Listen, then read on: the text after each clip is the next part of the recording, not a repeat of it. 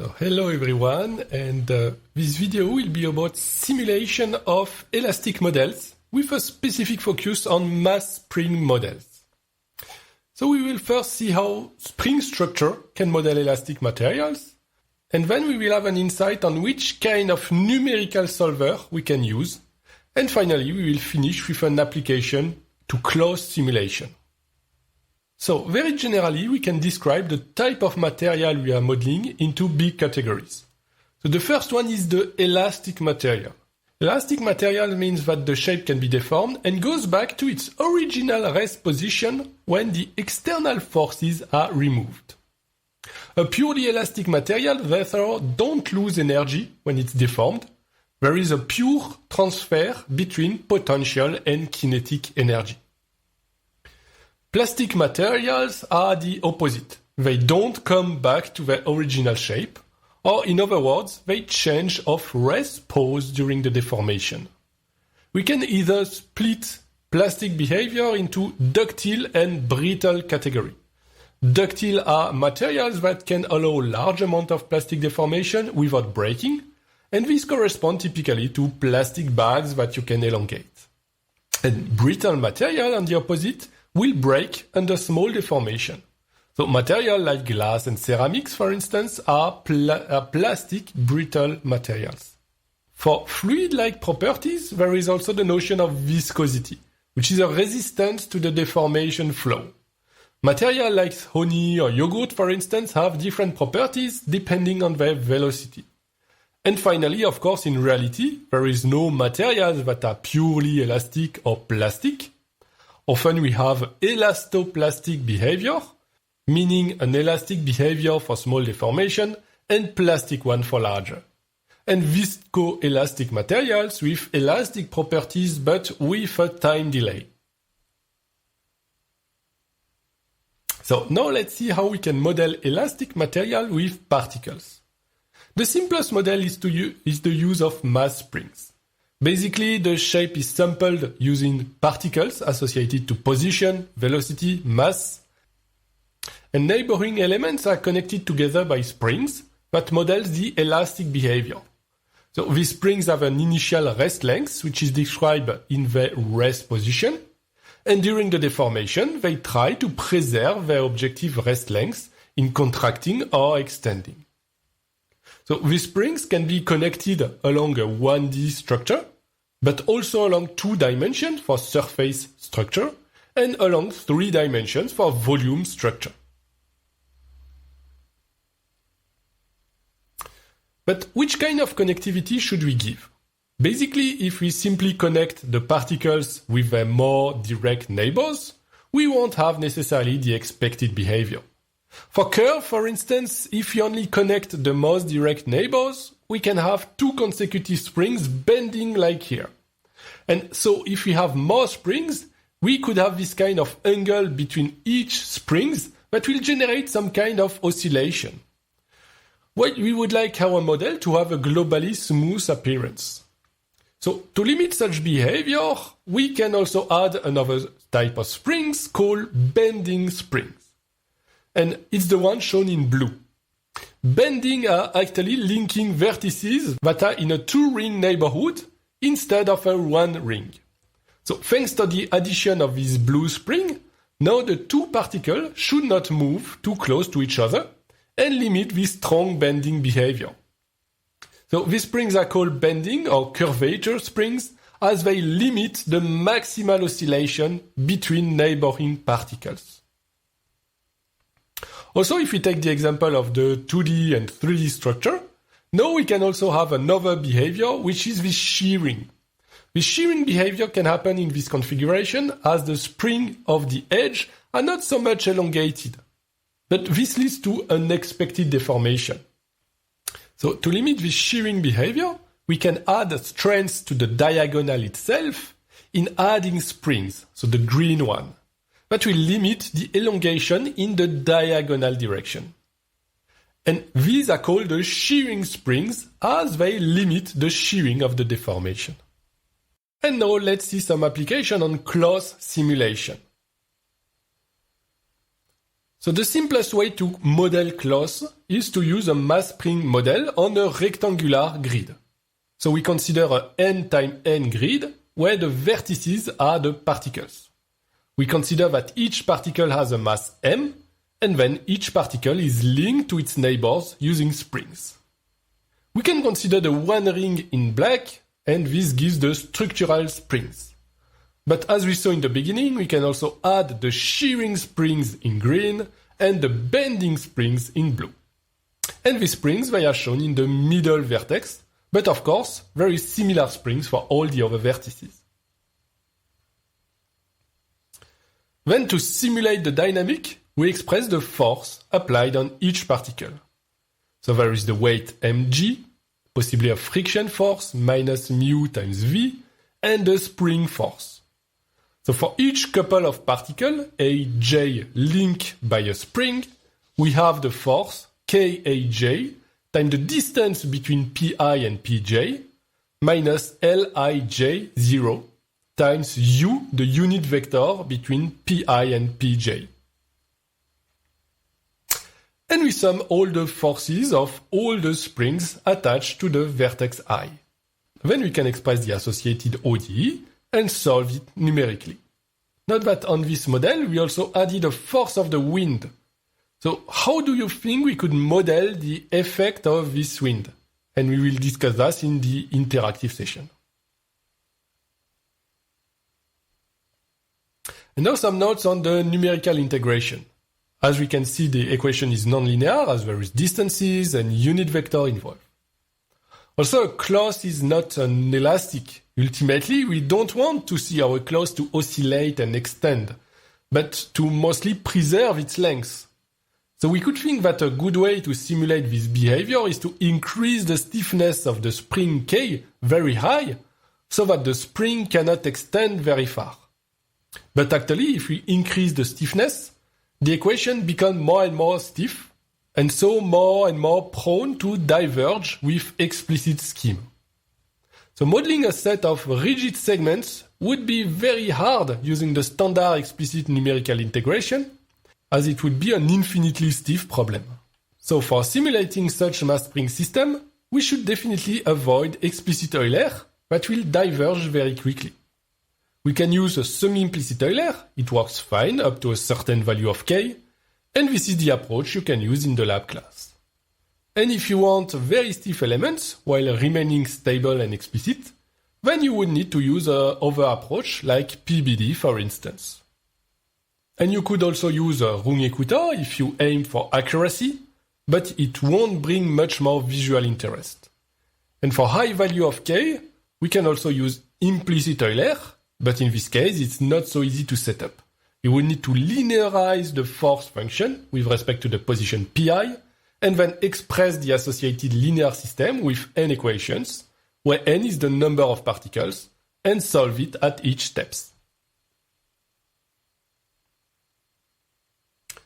So an important aspect on plausible cloth simulation is to properly handle collisions between the cloth surface and the other objects.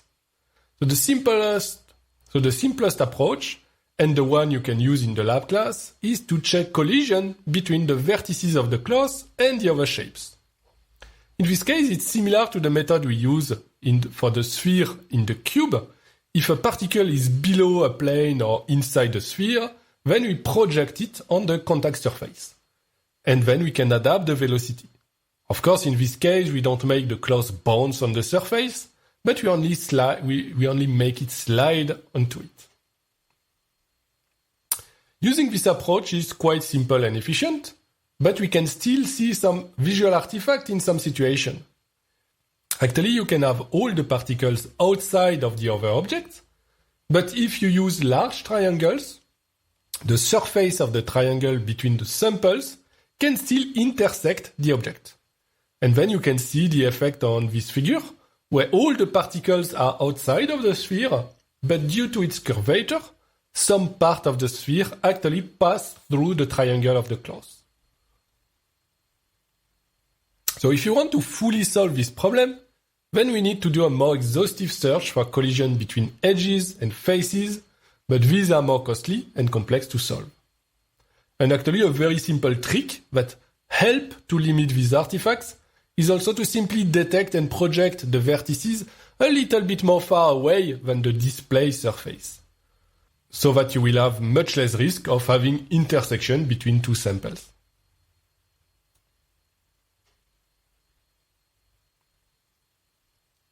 Okay, so we saw how to do this cloth-like simulation using mass spring systems. But we can wonder whether mass spring is really a good model for simulation. First, because our cloths are not really made of springs in terms of material. And second, because we have a very specific connectivity when using mass spring model. So the first thing we can try to see is if the solution of a mass spring simulation can uniformly converge toward a continuous model. It would mean that if we take a mesh and subdivide it, we should converge toward a unique solution when the number of subdivisions increase. And if the model is consistent, then the solution should not depend on the connectivity of the mesh, but only on its geometry. But unfortunately, the answer is no. If we subdivide the mesh, the result toward which we converge will actually still depend on the connectivity. And this is bad with respect to physics accuracy. It means that the mass springs doesn't converge toward a uniform continuous material with isotropic property, and the connectivity of the mesh is quite important for the result. And as corollary of this remark, is that the mass springs work very well for grid mesh structure. On grids, we can easily define the notion of structural spring, shearing springs, bending springs. But if you take an arbitrary mesh made of triangles, then we don't have such oriented springs. There is no notion of diagonal. And then when you directly simulate a set of springs on an arbitrary mesh, then the result is not so good. So to get better visual results and limit the dependence to the connectivity of the mesh, a common improvement is to change the expression of the bending springs on a general mesh using an energy-based formulation. So the idea of bending spring is to limit the high curvature. So we can evaluate the curvature on a mesh and express an energy value E based on it. And then to find the force depending on its energy, we derive this expression of the energy with respect to the position. So this was first proposed in 2002, and it was the first efficient models for simulating cloth-like materials. And this idea is very general. When we don't know exactly how to express the force, we first express an energy associated to the deformation, and then express the force that derives from this energy, and therefore minimizes it. Note that the actual expression of the force can be quite complex, as the energy can be highly nonlinear with respect to the position.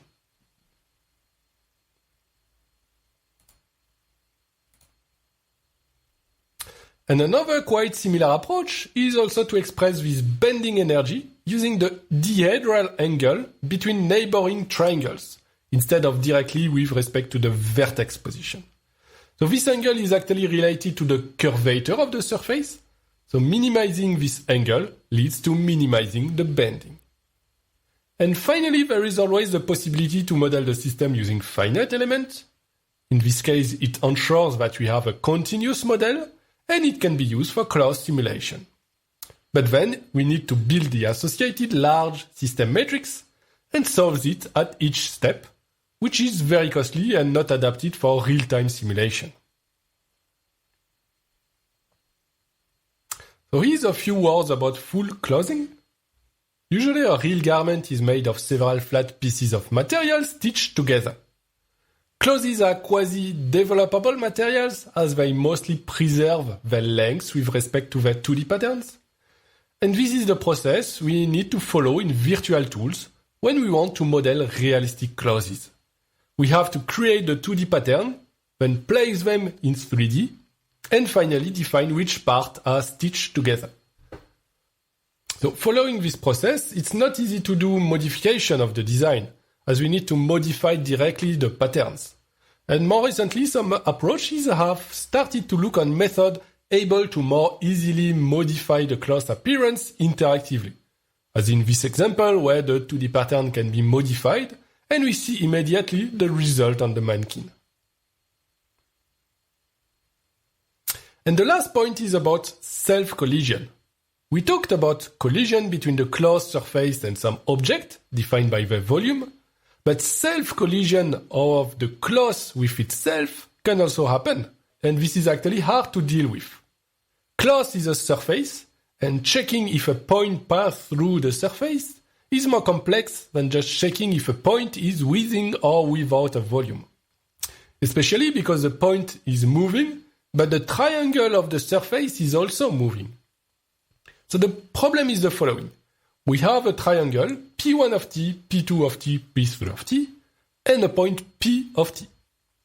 Each position, pk, follows a straight line during the time dt, and have a velocity vk. So pk of t is equals to pk at time 0 plus vk times t. And we are looking for an intersection between the trajectory of the point P and the moving triangles P1, P2, P3. So first we can try to find the time ti, at which the point P at time ti and the triangle at time ti are within the same plane. And this happens when P of ti minus P1 of ti cross the normal at time ti, so the normal of the triangle at time ti, is equals to 0. And this actually gives a cubic equation in ti that we can solve. And it's however only a necessary condition, but it doesn't mean that the point P of ti is inside the triangle. So to check that, we can compute the barycentric coordinate of P of ti and check whether it's inside or outside the triangle to really detect if there is an intersection.